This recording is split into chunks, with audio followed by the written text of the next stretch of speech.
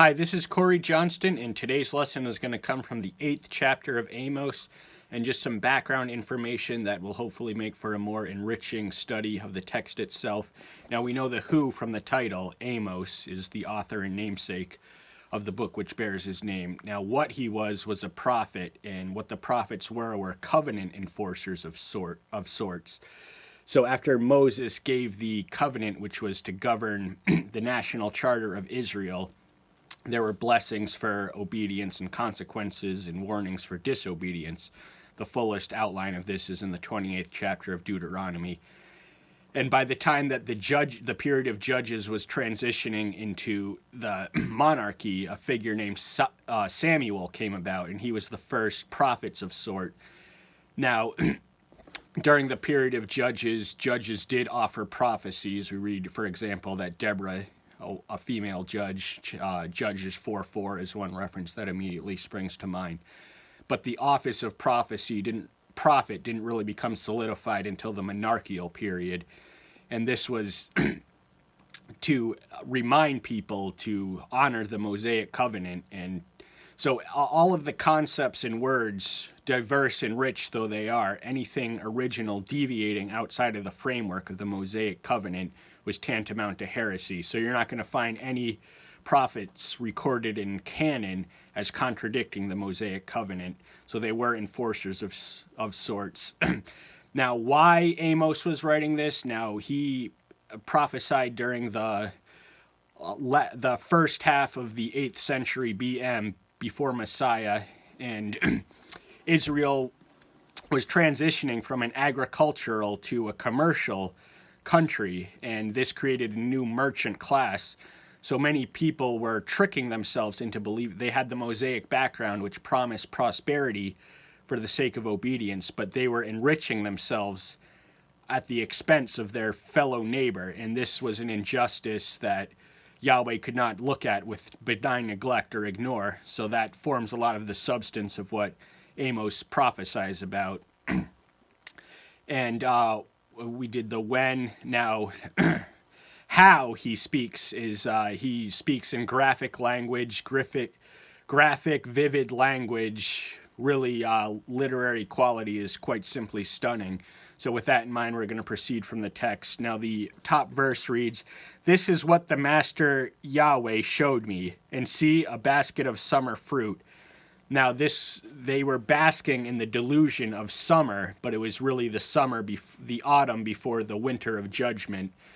And the source from which is derived, it's not his own imagination. This is something shown to him by the Master Yahweh, so it's derived from him and commensurate with him, and the words he lends are inspired by the Spirit. "And he said, 'Amos, what do you see?' And I said, 'A basket of summer fruit.' And Yahweh said to me, 'The end has come upon my people Israel. No longer do I pardon them.'" So appearances aren't everything, but there is something in the appearance of the imagery which suggests that Israel is ripe for destruction and damnation. And I also forgot to mention where. Now, Amos hailed from Tekoa, which was a city 11 miles from Jerusalem, yet he preached to the northern kingdom of Israel, which was Israel and Judah were divided after the reign of Solomon into two separate kingdoms. And Israel's impending destruction would come before Judah's because they were less faithful. And Amos he was a shepherd called to the prophet, and the reason that so many prophets hailed from outside the priestly caste was because the priestly system was corrupt. So they set the poor example, which trickled down to the masses who were cheating each other's neighbors and enriching themselves at the expense of each other, and ignoring, pardoning the wicked and not punishing them for what they deserved. So there's frequently a dichotomy between the priest and the prophets are always more authentic to the Spirit, whereas the priests are more oriented towards the details of the mechanistic aspects of spiritual life and worship. "And the songs of the temple shall be wailing in that day, declares the Master Yahweh. Many dead bodies everywhere, thrown into any place. Hush, So this revolting spectacle will reduce those who live it to witness it to a state of stunned silence. And if any words are coming from the temple, it'll be songs of lamentation or wailing. So it's nothing to look forward to. Now, present prosperity tricks us and deludes us into thinking that the best days are yet to come, but everything that rises must fall. And there comes a time when God can stand sin and wickedness no longer, and his pardon is not infinite, but it is certainly sufficient for those who sin and see the need to repent. Hear this, you who are swallowing up the needy, to do away with the poor of the land. This was an endemic practice in the people to whom he was preaching in Israel. Like I said, they were transitioning from an agricultural to a commercial economy, and with that came the rise of a new merchant class who really ripped off their fellow Israelite. Now, the earlier chapters, he issues judgments against the nations of the adjacent nations of Israel who had harmed Yahweh's people, yet Yahweh's people had also harmed him. So that's when this part of the narrative transitions into issuing judgment that even those who Yahweh calls his own are not immune from his judgment. We actually have a higher standard and obligation to obey.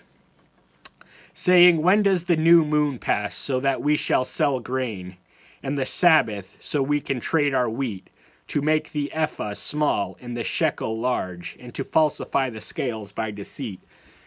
Now, strictly speaking, commerce ceased on sabbatical days, the once a week, which corresponds to our day of Saturday, and also during important religious festivals, commerce was supposed to cease, and this was a punishment and stung the merchant class who were wholly oriented towards the accumulation of money, often at the expense and to the neglect of their fellow Israelite. And falsifying the scales, there's plenty of injunctions in the law of Moses and in Proverbs against this practice. It was basically shortchanging someone. A lot of commercial commodities were measured in weight and still are. So it would be like paying for a pound of fruit at the grocery store in our day and only receiving 0.8 of that amount, just to reduce it to a contemporary relatable equivalent. To buy the poor for silver and the needy for a pair of sandals, and sell the chaff of the wheat. Yahweh has sworn by the excellency of Jacob, I shall never forget any of their works. So he's an omniscient being. He's literally incapable of forgetting or ignoring or not knowing a fact. And the unpleasant fact is that Israel was acting wickedly and contrary to their calling and merited his punishment and his intervention. Shall the land not tremble for this, and everyone mourn who dwells in it, and all of it shall swell like the river heave and subside like the river of Egypt. This is nothing to look forward to. A trembling. Now, they didn't tremble at the word of Yahweh, which incidentally forms the passage of which we're soon going to read. Yet, because they didn't tremble, they gave themselves something to tremble to. So, when we don't fear Yahweh, we invite ourselves vulnerable to stuff that we actually legitimately have to fear, and the fear is unavoidable. Now, the fear of Yahweh is a choice, but when we neglect it for so long, then we have no choice but to be surrounded by that which strikes fear in us. And it shall be in that day, declares the Master Yahweh, that I shall cause the sun to go down at noon, and shall darken the earth on a day of brightness. So we take it for granted that the sun rises in the day, but on this day of judgment, we're told that there's to be a premature darkness, which in darkness is synonymous with evil and judgment and pain and ignorance. So because they were ignorant of the word, they were to be enmeshed in darkness, and rightly so. And shall turn your festivals into mourning, and all your songs into lamentation, and bring sackcloth on all loins, and baldness on every head, and shall make it like mourning for an only son, and its end like a day of bitterness. So the festivals that they placed so much pride and stock in were really a mockery, in that they treated the one to whom it was supposed to point with contempt by putting excessive emphasis on going through the motions of the ritual while ignoring the spirit in which they were conducted and the truth for which the festivals were supposed to point to and convey. And all our songs are reduced to lamentation. That means there's nothing to sing about but misery. And sackcloth and loins were the traditional physical aspects through which one expressed their repentance by placing themselves in uncomfortable clothing to express their discomfort with their own sin. See, days are coming, declares the Master Yahweh, that I shall send a hunger in the land, not a hunger for bread, nor a thirst for water, but for hearing the words of Yahweh. Now, this is a spiritual famine distinct from a physical famine. Now, each human invariably has three elements in their nature: the flesh, the spirit, and the mind. And we can feed the flesh at the expense of the spirit. And the absence of the word is something we take for granted. Now, living in contemporary America, we have more Bibles and churches on the street corners per capita than anyone else in history, yet we're seemingly not benefiting from it, at least not collectively. So it's really upon us to treasure the word that we have and to spread it. That's the best way we can treasure it, is to spread it to others so that they too may bask in the blessings and the graces that we have. Now, for the first 24 years of my life, I lived with the word on the periphery, if not I was completely estranged to the word. And having made the word of central significance of my life since a born-again experience at age 24, I'm never without comfort or counsel for any situation, no matter what life throws at you. The changes and fluxes of life are rendered obsolete and ineffective in the unchanging truth and value of the word. So if you haven't made the word of central significance in your life, I invite you now and tell you, what are you waiting for? Untold and untapped blessings await those who do make the word the central significance in their life, because there's going to come a day when there's going to be a mourning for it, and there are already forces in motion to confiscate the Bibles and from America in certain municipalities.